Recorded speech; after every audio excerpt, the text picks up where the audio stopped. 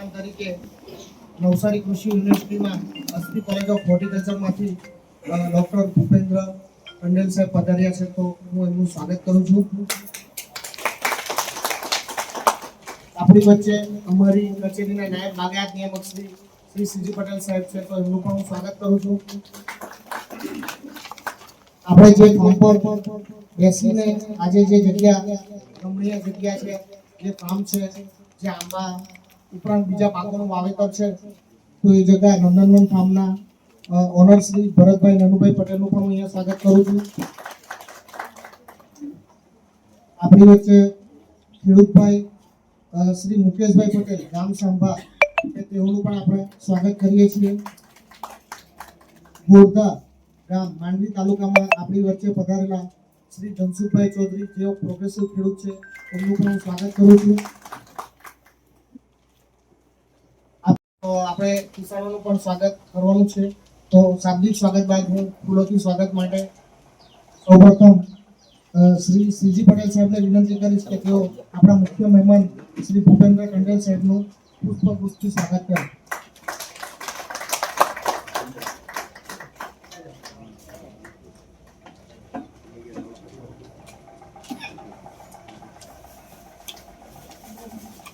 હું ઉમેશભાઈ ચૌધરી બાગાયત અધિકારી મહુવાને વિનંતી કરીશ કે તેઓ નાબાની શ્રી સીજી પટેલ સાહેબનું સ્વાગત કરે.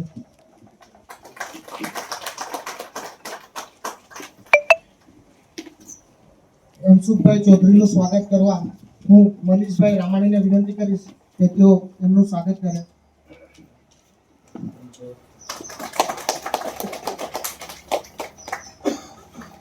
જાસ્મીનભાઈને વિનંતી કરીશ કે તેઓ ભરતભાઈ નાનુભાઈ પટેલનું સ્વાગત કરે.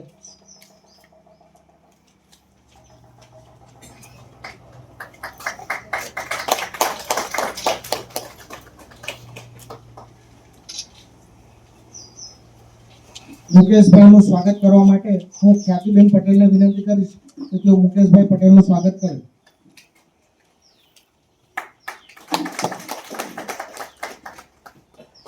મનસુખભાઈ પટેલનું સ્વાગત કરવા હું જાસ્મીનભાઈને વિનંતી કરીશ કે તેઓ એમનું સ્વાગત કરે.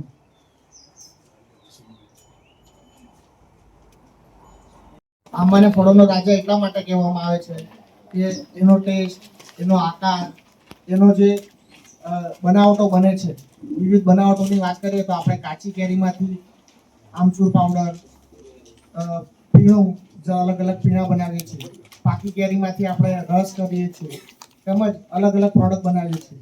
અને એમાં પણ આપણે વાત કરીએ તો હાલ વલસાડ જિલ્લામાં જે આપણી હાફૂસ છે તેના જીઆઈ ટેગ માટેની પદ્ધતિ પણ ચાલુ છે.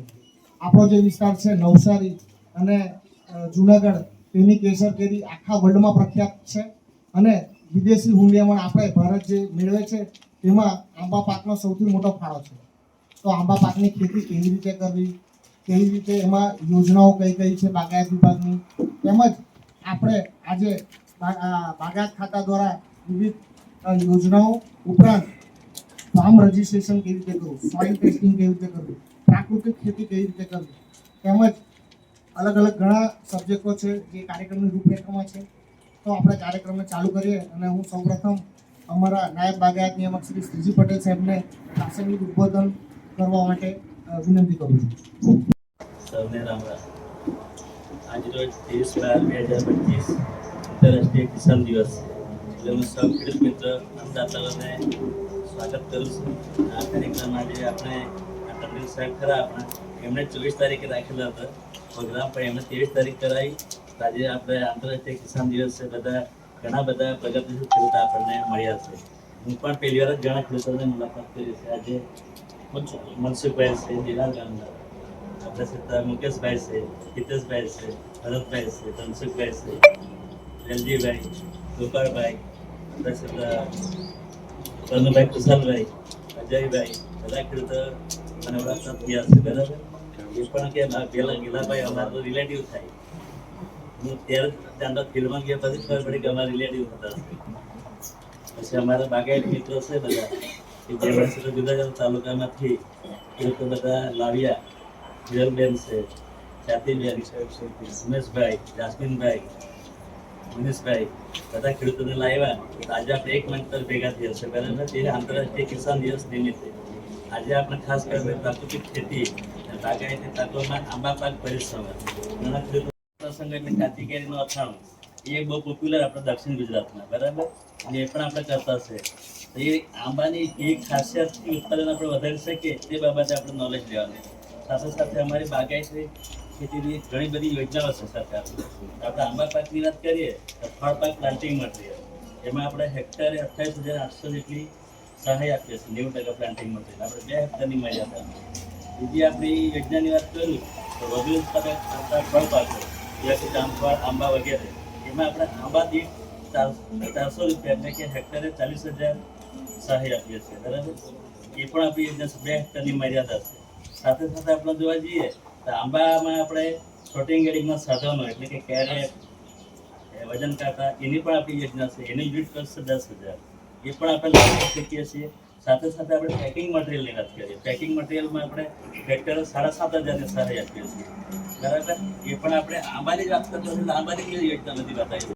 નેચરલ ફાર્મિંગમાં ધનસુખભાઈ નેચરલ ફાર્મિંગ, મુકેશભાઈ નેચરલ ફાર્મિંગમાં માર્કેટિંગ એમનું થઈ ગયું. આપણે લોકો આજે અહીંયા સેમિનાર કરતા થયા, તાલીમો કરતા થયા. હિતેશભાઈ ગળના માસ્ટર છે. ગળ ઓર્ગેનિક નેચરલ ફાર્મિંગના ગળમાં માસ્ટર હિતેશભાઈ છે. મગની ખેતીમાં માસ્ટર છે. એટલે પાક પકડીને એમણે એનું માર્કેટિંગ ડેવલપ કર્યું. એવું જ આપણે પણ માર્કેટિંગ ભલે તમે કેમિકલ ફાર્મિંગ કરતા હોય, ઓર્ગેનિક ફાર્મિંગ કરતા હોય, કેમ કે છેલ્લે વનસ્પતિને શાની જરૂર છે? કાર્બન, નાઇટ્રોજન, ફોસ્ફરસ, પોટાશ બરાબર ને. એ આપણે એનકેન પ્રકારે એને અપટેક કરીને આપણે આપતા છીએ. જમીનમાંથી આપીએ, કોઈ કેમિકલ દ્વારા આપીએ, એનું રેસિડ્યુઅલ ઇફેક્ટ ના થવી જોઈએ. જે કેમિકલ ફાર્મિંગ કરતા હોય તેને બી મારી સલાહ છે કે એનું રેસિડ્યુઅલ ઇફેક્ટ થાય તો એક તો ના શરીરમાં જાય, આપણે ખાવામાં આપણા શરીરમાં જવાના બરાબર. એટલા જ શું થવાનું? કેન્સર, ડાયાબિટીસ, પ્રેશર જેવા રોગોનો ઘર પ્રવેશ કરી ગયા. આજે કેમિકલ ફાર્મિંગનો આડેધડ ઉપયોગથી આ બધી વસ્તુ થઈ. એટલે એ વિચારવું છે કે આપણે chemical farming, organic farming, natural farming માંથી છેલ્લે આવ્યા નેચરલ ફાર્મિંગ આવ્યા જ છે. જમીનને આપણે બંધારણ સુધારવાનું છે. જમીન આપણે બગડી જશે તો આપણી પેઢી માટે આપણે શું મૂકી જશે? જમીનની ભૌતિક પ્રક્રિયા ખરી તો સુધારવા માટે આપણે બીજામૃત, ઘનજીવામૃત ઉપયોગ કરવો પડે. કેમ કે પહેલા આપણે જાસી ખાતરનો ઉપયોગ કરતા હતા ત્યારે પશુપાલન સારું હતું. એટલે ખેડૂતો શું કરતા હતા? પોતાની જ ખેતરમાં પોતાનું જાસી ખાતર નાખતા એટલે જમીન જળવાઈ રહેતી હતી. પણ પછી ખાતર યુરિયા, સલ્ફેટ આડે તો પેલા ખેડૂતે 1 બેગ લાગ્યો તો પેલા કે મેં 2 બેગ લાગ્યું. એમ ઉત્પાદન તો મળ્યું, નો ડાઉટ ઉત્પાદન 100% મળ્યું. ઉત્પાદન મળ્યું તો ધીમે ધીમે જમીનનું બંધારણ તૂટતું કે જમીન હળ થવા લાગી. તમને ખબર હોય તો પહેલાના જમાનામાં 50 વર્ષ પહેલા છે તો ખેડૂતો વરફથી વાલ, ચણા, મગ પગાવતા. આજે વરફ પણ તરત ઉડી જાય. કેમ કે જંગલોનો બી આપણે નાશ કરે એટલે હવામાન, પર્યાવરણ પણ પ્રદૂષિત થયું. હવામાન જે ભેજ ટકો જે જમીનમાં જે રેવા જે ટકતા નથી.